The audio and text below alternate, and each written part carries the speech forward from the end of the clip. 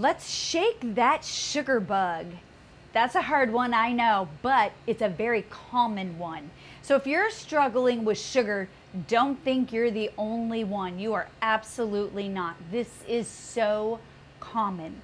It is probably the #1 health problem in America because of what other parts of the body it damages and what it turns on, right? So how do we fix it? Well, first of all, what exactly does sugar do to the body? Let's talk about that, because sometimes when we understand what sugar is doing in our body, the damage that's happening, it makes it much easier for us to be motivated to make the change off. So what is sugar doing to your body? Some of the things you know, and they're obvious, but just short term, it's going to give you some weight gain. It's going to actually make mood fluctuations happen. It'll zap your energy. How many people mid-afternoon get the afternoon slump, no energy, and then what do you want to do? Grab sugar, coffee, something stimulant, right? And in your coffee, what do you have in there? Sugar, right? So that is actually working against you. But what else is sugar doing to your body? Well, we know about diabetes, right? So it's going to hit the pancreas, and really that's a whole mess that if you can avoid it, do it. If you have type 2 diabetes, cure it, because you can. It is 100% food driven. So let's just completely get rid of it and cure it, right? By shaking the sugar bug. What else? So it's going to cause inflammation. Inflammation in the whole body, in the joints, your heart, in the brain. It causes inflammation everywhere. We know that inflammation turns on disease, and that's the problem. So it's also going to cause acne problems. Interestingly enough, usually people who have acne mostly around the chin line, that's sugar, almost always. It can go elsewhere as well, but it'll really hit the skin in general, and it can hit other parts of the skin as well. It'll also make for cavities in the teeth because it breaks down the enamel on the outside of your teeth, right? And you really want to keep your teeth as pristine as you can, as long as you can.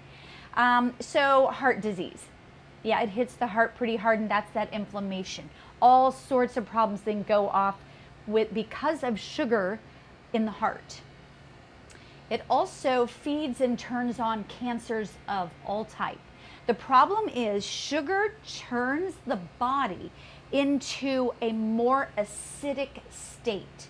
When the body's in an acidic state, that's when disease turns on and cancer turns off.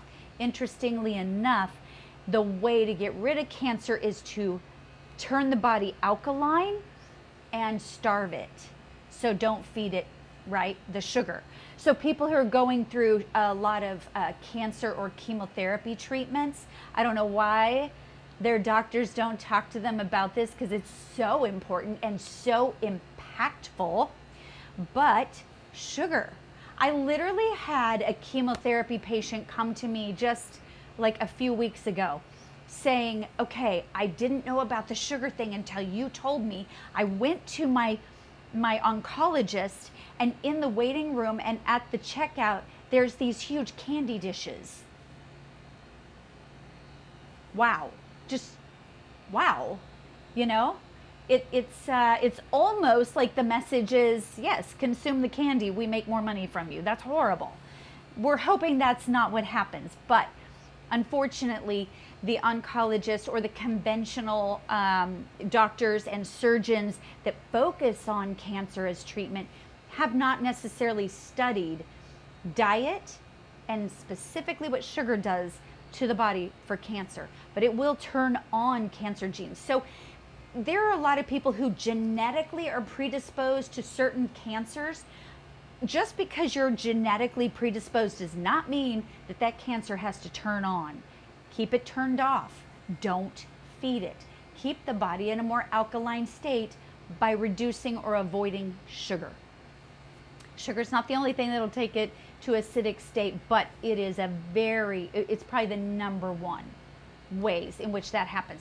So cancer, but also fatty liver disease. And actually, here's another thing that people don't always connect, but if you're eating too much sugar, consuming it, then it also can raise your cholesterol because the liver cannot filter it. And this is what happens. I will hear people come all the time to me and say, look, I cannot lower my cholesterol. I'm on all the medications. I'm really careful about the fats I'm not eating. I'm doing this and that. And then I ask them about sugar and they all go, oh, I'll change everything in my diet, but that's because that's a hard one to change, but it is not impossible. And yes, it affects cholesterol greatly.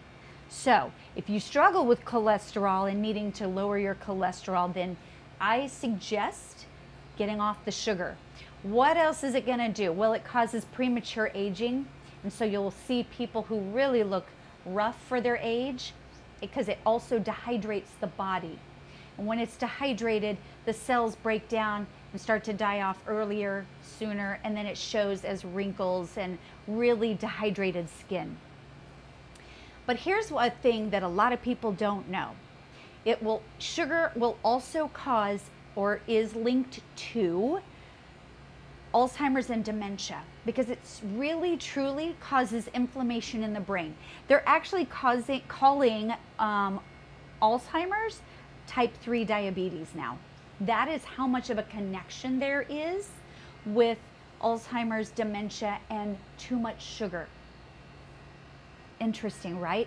So yeah, you may have the genes for Alzheimer's and dementia. It does not mean it has to turn on for you. So work very intently about watching your sugar or cutting it out altogether, and it will put you in a much better state for that, for avoiding Alzheimer's and dementia. So yeah, sugar is horrible on the body, horrible on our emotional state. I mean, everything. It will wreck your sleep. It will mess up so many things in the body because it unbalances everything. Another thing that sugar does is it unbalances the gut microbiome. It will literally strip it of the good bacteria that you need in your gut. If you don't have a good, solid, balanced gut microbiome, then it affects your emotional state and the brain. Huge connection there you've heard me talk about before. So yes, sugar can do that. So I'm hoping now that you're hearing all the things sugar can do for you, you're motivated to get off of it. I understand it's addictive, very addictive. They have done studies, and I know you've probably heard this, where it's as addictive or more than cocaine, right? What it does to the body and the brain is it activates and stimulates certain parts and receptors that says more, give me more. It turns on the addiction part of the brain, if you will. That's what sugar does. So this is another reason why all of the fast food industry puts sugar in everything, even your savory items, because it has you wanting more and you don't even know why. It's that sugar addiction. So yes, it is hard to get rid of because of that, but not impossible. So, you know, we know some of the foods that are highest in sugar, right? Or it has the biggest sugar content. That's going to be your obvious candy, your sodas, right? But there's some things you may not be aware of that it's really high in, or even places that it hides in. So fruit juices, moms who are giving juice to their kids thinking, well, it's apple juice, it's fruit, that's good. It's too much sugar. Here's what happens. You think, well, it's all organic apple juice, let's say, and that's really going to help balance everything. I'm giving my kids fruit. Let's go with that instead of soda, right? But what the body does is when you take in sugar in liquid form or processed, the body has no chance of filtering it and going slow. There's a huge dump and a spike that happens. Your pancreas goes, I don't know what to do with all this excess. I can only handle this much. And the liver goes, yeah, I don't know where to put this or how to filter it either. And so the rest just gets dumped. And it gets dumped into your body and into the bloodstream and into places it doesn't belong. and the body hangs on to it. This is how we start gaining weight and it starts doing damage. So specifically juice and in liquid form, it goes so fast, the body can't do anything with it. When you eat fruit, which has a natural amount of sugar in it, like the apple itself, it comes with the fiber and the pectin on the outside. And all of that makes your body slowly process it, and the body takes the fuels, because our brain needs some glucose to be able to function. That's sugar, but it only needs a small amount. And when the body takes in fruit instead of the liquid sugar, then it slowly processes and starts divvying it out. Okay, you get some of this here, you need this for energy, you need this in the cells, and it very slowly goes through the digestive system appropriately. That's the way to do it. Then you consume much less of it as well, so we don't get the sugar spikes. That's the problem with fruit juice or sugar in a liquid form. That's a huge problem. But it also hides in flavored yogurts, where people are thinking, oh, but yogurt's really good for you. Read the label and look at that sugar content, and it may surprise you. You can get unflavored yogurt and add fruit to it to flavor it. Way better option. So try that instead. But also granola bars, protein bars. You think you're doing a great job and you're eating something healthy, but read the label and look at the grams of sugar in it. It may surprise you. But even some breads. Where else is sugar hiding? Well, it's going to be hiding in your sauces, like your ketchup and pasta sauce. Salad dressings. Yeah, salad dressings. You think you're eating something really healthy. I'm going to have a nice salad for lunch instead of, a horrible fast food, something or another. You're adding the dressing. Ooh, read the label and look at that sugar content and look at the serving and how much sugar is in just 1 tablespoon of that salad dressing, and it may really shock you. You can easily make your own salad dressings. Add an oil and a vinegar and add, just if you want a flavor, literally just go to the blender and add fruit, mango, ginger, add some garlic, add some herbs, blend it in there. It's all you really need. You don't need that sugar in there. Why on earth is sugar in your ketchup and in your pasta sauce and in your salad dressings? Well, it's addictive, remember? And it's to get you coming back for more. And also it's to get you to overuse it. And that way, the people, the makers who make it, will actually be getting more from you. You'll use more of it, more than the typical serving size, because of the sugar, and you don't even realize it. So where else does it hide? It hides in your peanut butter or your other nut butters. Read the label. This is why I always tell people, when you read the label, you'll also be surprised, because in your nut butters and seed butters, it should literally only have 1 to 2 ingredients, maybe 3 max. So maybe it's, I don't do peanuts, but let's say it's cashews, a little bit of oil that they've added, and sea salt. Or cashews and sea salt. That's what it should be.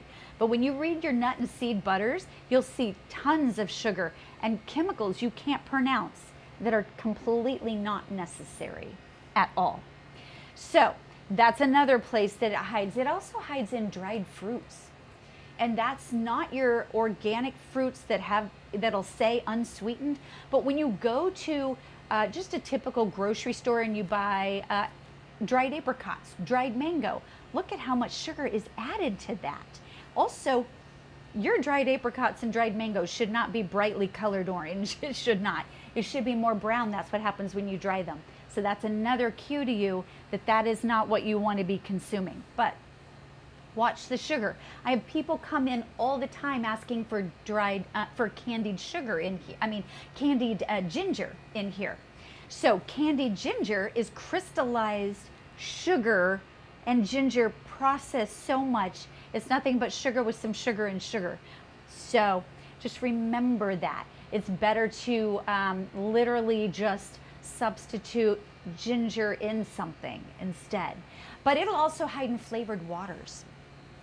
Flavored waters, which is horrible. Cereals, it hides there, but it'll hide in the healthier cereals, read your labels and look at the sugar content. It might surprise you, and not in a good way.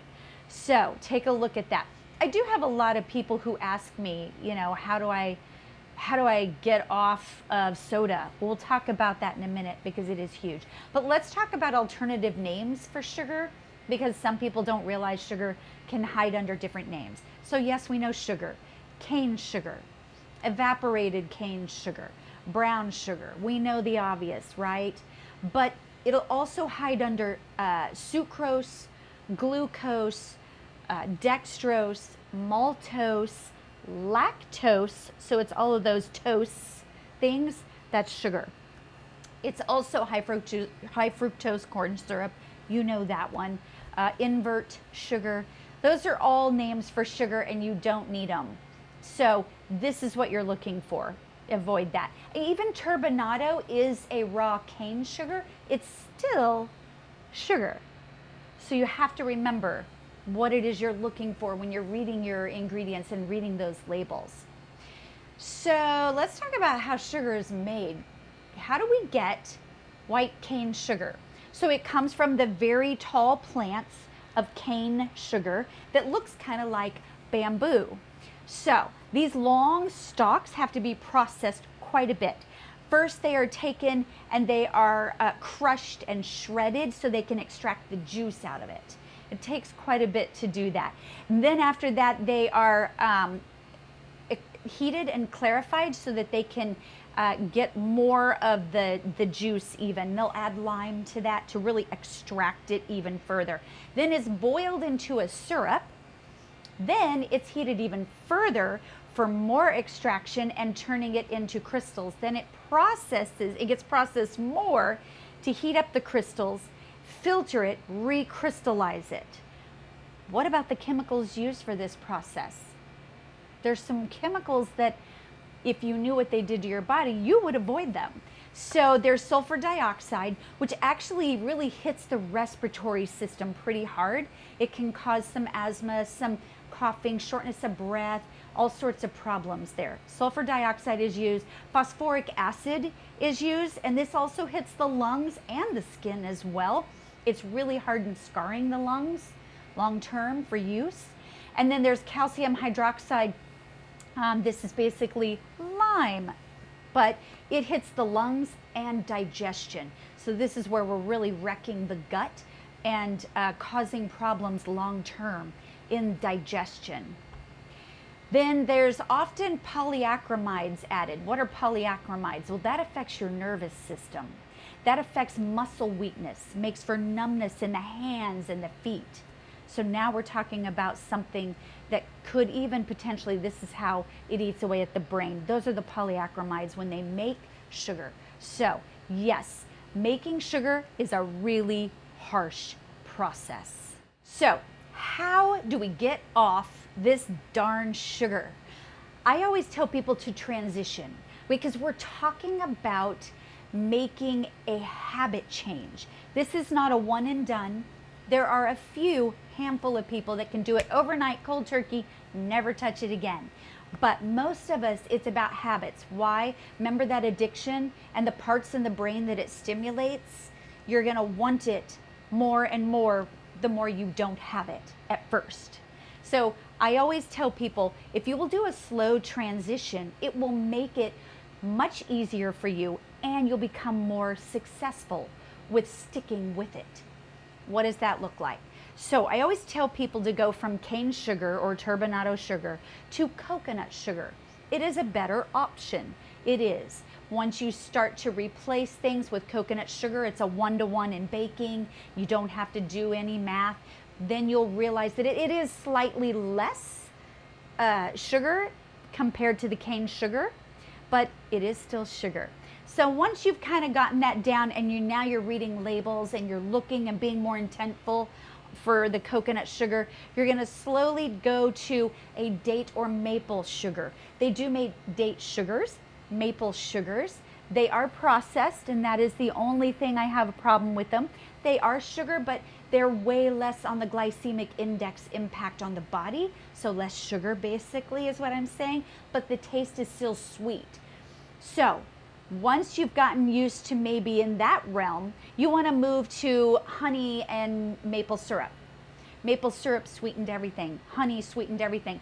Did you know you can actually convert your recipes that say 1 cup of sugar using honey or maple syrup by actually Googling how to do that, because you will need less wet ingredients since these are wet sweeteners, and you'll also need just a little bit less of those sweeteners. But you can do it. There is a way to do it. So what you're doing by doing this transition slowly, you're changing your taste buds. And this is over time that you're doing this. Once you're used to that, where we're doing honey and maple syrup, transition to dates. You can use medjool dates, deglet dates. There's so many different dates you can work with. Most people prefer starting with medjool dates, and that's because it does have a little more sugar. But medjool dates have the fiber in it. So what you want to do with the dates is use the whole date. If you want it in a recipe instead of sugar, you can soak it in just a tiny bit of water to soften the dates for maybe 30 minutes to an hour. Put that in the blender with that little bit of water you soaked it in. Now it's going to be like honey or maple syrup, and that's your same recipe substitution, just like if it was honey. That's what you would use. But dates give you the fiber in there. Now we don't have that spike we were talking about before. It's not a liquid sugar. It's going to go a little bit slower, better, easier for the body to use. And dates have good nutrition in them of things you need, like magnesium, iron, vitamins and minerals that are actually good for you. Then you want to go to fruit sweetened items, and it may surprise you how much you can sweeten with fruit. A lot of people start with apples, apple sauce. Use it like you would. You can pretty much Google how to take any recipe, 1 cup of sugar, how do I convert that to applesauce? Yes, at this point, we're over here. We've started here and we're over here, and that means your taste buds are going to be ready for less sweet. This is how you're going to really do a lot more. So I love using fruit to sweeten all sorts of things. When my kids were little and I made them peanut butter and jelly sandwiches, I would take a very clean peanut butter or nut butter or seed butter, and then I would literally take grapes, cut them in half, put them on their strawberries, cut them in half in slices, and put it on their sandwich. Just like that. You don't have to do anything fancy. Literally just doing that. And it tastes good, and then the body knows how to use it better. Way less glycemic index spike, right? So how long does this transition take? We're talking about habits. So it takes as long as it takes. You're gonna go through this transition as long as your body is letting you and telling you to go through it. Some people, they can go from here to here 2 months, and then they stick here with it and they're good. Some people can do it in a month. Some people 6 months. The amount of time is not the point. The point is you're making everyday habit changes. And this is not just a one and done overnight. This is something that's going to stick with you. Once you are here, what'll happen is your taste buds are going to change. And if you go back to eating a piece of cake that's super sweet with cane sugar, your body's going to go, whoa, appropriately so. Because you're gonna see that's too sweet. Yeah, it is too sweet, and that's perfect. That's when you know you've made progress, and this is great. This is the better realm you want to live in for sweetening things. So what about soda? People who are addicted to soda, how do we get off that? There's so much sugar in there, and please, oh please, don't do the sugar-free chemical storm. Don't do that. So what I recommend people is to get a sparkling mineral water. Get it out of glass, something like maybe San Pellegrino. Please don't do Topo Chico. It has too many forever chemicals, the PFASs. But something that's clean in glass, like Mountain Valley or the San Pellegrino, one of those. Take the sparkling water, open it up, and literally put cut fruit in there. And this, yes, it really does work. So the mineral sparkling water will immediately start extracting that in there. If you really want it to be a better flavor, you can take your blueberries, your raspberries, whatever fruit you're doing, and actually make it more like a fruit puree in the blender and then stick it in there. But honestly, I'm kind of a lazy little chef and I like quick and easy. So open up your sparkling water, stick some blueberries in there, stick some mint, get really creative with your flavors, right? Put some mango, some plums. It doesn't matter what it is. Yeah, you can put any of that in there and flavor it. It will begin to change your taste buds and start to pull you off that super sugary drink. Then eventually you'll pull off of the sparkling water and do just water with your flavored fruit in there. That'll give you that nice pop of, ooh, I want something other than, just water, and give you flavor without too much sugar. And eventually you'll get back to just drinking that yummy water, and maybe you'll only flavor it with some basil or some cucumber, right? But this is a great way to transition off of that soda to get you into a better place sugar-wise. Now remember, when you go to make changes and habits, you want to remember it starts right here. So you want to be able to say, I am making changes. I am changing from this to this. I am doing something more supportive in my body, right? When people ask you, let's say you go to a birthday party, they hand you the cake. Here, you want some cake? Instead of saying, oh, I can't, I'm on this diet, I'm not doing sugar anymore. That feels like coming from a place of deprivation. Oh, poor me, I'm a victim. Change it. You can say, oh, thank you, no, I'm gonna choose something different right now while I'm making some changes in my diet. That's all you have to say. And two things happen. One, ooh, you feel that. I just empowered myself. And two, bam, you said it out loud. Ooh, accountability. Guess I'll go have that fruit, right? But this is what'll help you in that direction to get off the sugar and make the better choices, and you'll feel so much better for it. But let's just say it's a special occasion. It's your birthday and you're gonna have birthday cake. It's okay to allow human moments, but make sure that you leave the shame and guilt out of it, because that does not serve you when you're making changes. So it may look something like this. I am gonna allow myself this cake, and I am gonna enjoy every bite very slowly, very intentionally. I'm gonna really you'll enjoy it better than anyone in the room. Trust me, I guarantee it.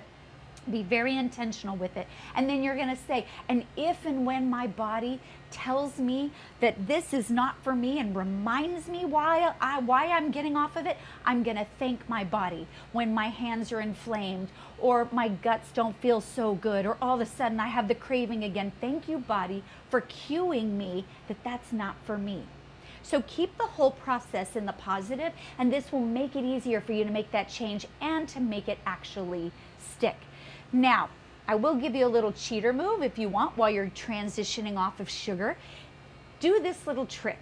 Before you sit down to indulge in that sugar or higher sugar item, take a 1 ounce shot of apple cider vinegar or fire cider, which is infused apple cider vinegar with lots of healing things. You can water it down a little if you need to get it down. Wait 10 minutes and then go, okay, at the end of my 10 minutes, I'll get it. It's sort of like a reward. I will get my XYZ, whatever it is you're going to indulge in, 10 minutes from now. First, I'm gonna do this, then I'll have that. A couple things may happen. One, well, apple cider vinegar actually turns more alkaline in the body, not acidic, so we're gonna help that spike not be so intense, right? But it also, too, changes your taste buds. So when you eat the sugar, you're like, yeah, but I don't need as much of it. So 3, yeah, you'll eat less of it, which is very, very helpful. So I'm not saying you can do it all the time, but it is a great way to help get you more motivated in the right direction. So a couple other things that you can do just to make some changes for getting off sugar is try eating a complex carb and a protein together. So that's gonna be like a slice of apple with your sun nut butter, right? This balance right here is really what your body is after, and the body processes it way better, and the brain will go, ah, yeah, I got what I needed. It really wasn't that sugar, it was the energy. I needed that. And then your energy goes up without the spike from sugar. Eat good fats. This is going to be helpful. The good omega-3s that your brain needs anyway also fills you up, so you're not feeling like you need those empty calories.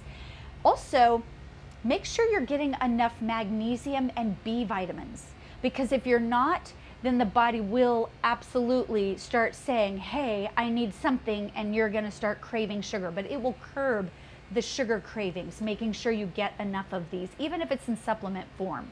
Make sure that you keep your blood sugar stabilized, which means try not to go big gaps in between without eating throughout the day. If you do intermittent fasting, then you stop at a certain time of night and then wait until a certain time of day to start eating. That is your fasting. That is normal, usually while we sleep. During the daytime, while you're eating, you're moving, you're active, your body's going to tell you, I need fuel. That's when you want to do grazing. More grazing is helpful rather than big chunks of time without anything, and it keeps you away from the sugar quite so hard. Also, stay hydrated. It can really make an impact on your sugar cravings, believe it or not. And make sure that you're managing your stress load, because if you're emotional eating, it will really help. So it may be that you're getting more active, you're meditating, you're listening to soothing, relaxing music. Whatever it is that you need, that will help you. The other thing you can do is join a co-op or some sort of healthy whole food eating community, because now you have support. It's very common for people in one household to make a change and get off the sugar, but other people in the household aren't doing that, and then you don't feel that support. So go find your support. Find other people who are also doing it. Enlist a friend to do it with you for an accountability buddy. Very, very helpful. So before we leave, I want to give you a recipe for something you can try while you're transitioning off of sugar, for date balls.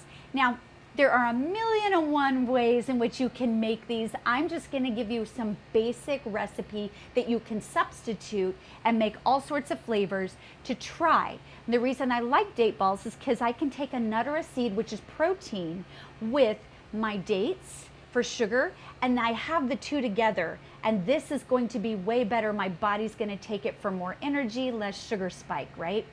So you can try using 1 cup of cashews or pecans or walnuts, or even a seed if you'd like sunflower seeds or pumpkin seeds. You'll take 1 cup of that to about 3/4 of a cup of medjool dates that are pitted. That means the seed in the middle has been taken out. And then I use about maybe 1/4 of a cup of dried fruit. So this is where your flavor can come in. You can do raisins, dried mango, dried pineapple, dried apples, whatever it is. Of course, making sure it's the sugar-free one. That's what you want. And then cut those up really small. Then you can add about 1/8 of a teaspoon of vanilla powder, or maybe 1/2 teaspoon of vanilla extract in there, and just a pinch of sea salt. And you can experiment with adding a couple of other spices, maybe some cinnamon. So maybe your recipe looks something like this. You're going to do 1 cup of pecans to 3/4 cup dates, 1/4 cup dried apple, 1/2 teaspoon of vanilla extract, and a pinch of sea salt, with maybe just 1/2 teaspoon of cinnamon, ground cinnamon. Now, what do you do with these ingredients? Well, you want to take your dates and your dried fruit and cut it really small first. Then put all of your ingredients into a food processor. Yes, you can use a Vitamix if you have one. Blenders are a little rougher. You're really hard to get it out from the divot underneath it, but a food processor has a flat blade and it'll get everything broken down, and that's why it's ideal. So you put everything in there and start with pulsing it. That's just start, stop, start, stop. This will get it all moved and starting to chop it from big to a little bit littler. Then you'll hit the on button and let it go. You want to check it constantly, so you may want to stop it, take the lid off, get a spatula, scoop it down, and make sure everything is mixing well. How do you know it's done? you get it to what I call Play-Doh state. And that means it's just enough broken down where you grab it and it sticks together like Play-Doh. That is perfect. That's when you're ready. You want to take it, form it into balls, roll it, and then you're ready. I store them in mason jars or glass Pyrex dishes at home and then put a lid on it, and they're good on the counter, not even in the refrigerator, for like 3 weeks. They'll go way longer, more like 2 months in the refrigerator if you refrigerate it. But this is an easy way to grab something and take it with you if you need to go somewhere with no refrigeration. Now you have your snack ready to go without that sugar spike. So hopefully this has helped you, give you some ideas of how you can shake that sugar bug and why it's important for your health to do it. Because remember what I always say, natural healing is totally doable.